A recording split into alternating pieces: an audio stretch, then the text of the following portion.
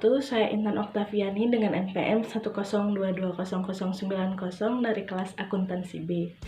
Video ini saya buat sebagai pengganti tugas UTS pada mata kuliah PAI 5 dengan penjelasan materi yaitu Ma'rifatul Quran. Al-Quran adalah kalamullah yang dimukjizatkan Allah kepada Nabi Muhammad SAW, yang diriwayatkan kepada kita secara mutawatir dan juga membacanya adalah sebuah amal ibadah untuk kita semua. Al-Quran secara bahasa artinya adalah baca.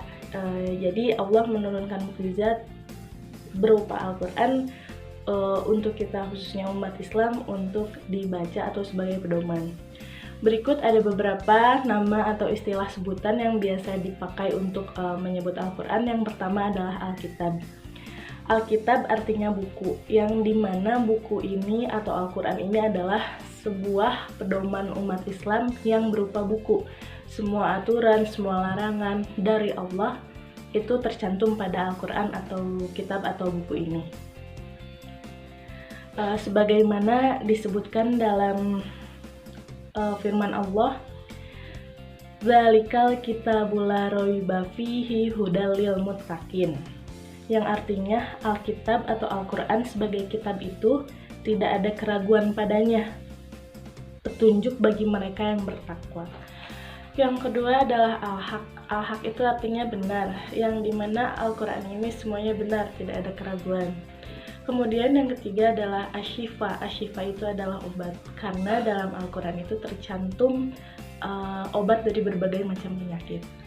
Lalu yang keempat berikutnya adalah wahyu. Wahyu itu adalah Al-Quran adalah merupakan salah satu wahyu yang Allah turunkan kepada umatnya, sebagaimana tercantum dalam firman Allah Subhanahu wa Ta'ala,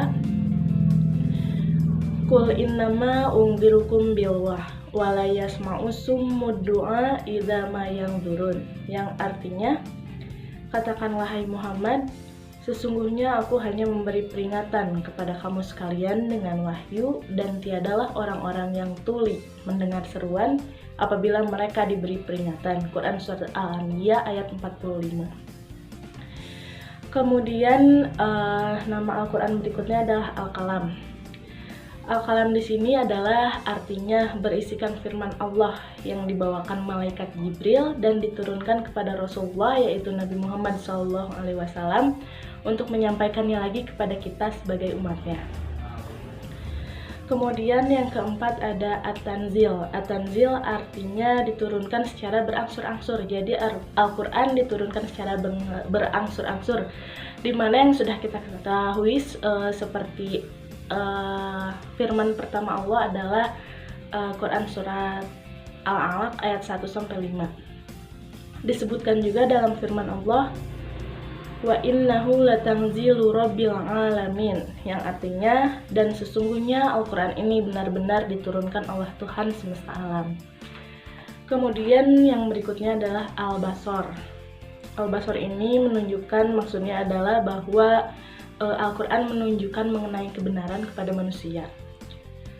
Kemudian Al-Furqan. Al-Furqan artinya adalah pembeda.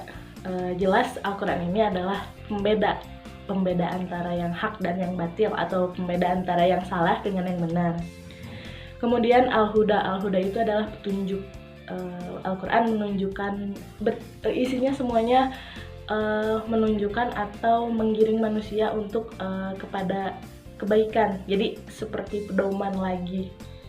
Kemudian Az-Zikr. Az-Zikr adalah pengingat bahwa semua kita hidup di dunia itu ada batasannya, baik dan buruknya itu semuanya dicatat dan dikembalikan kepada amal dan ibadah kita. Kemudian Al-Hukum.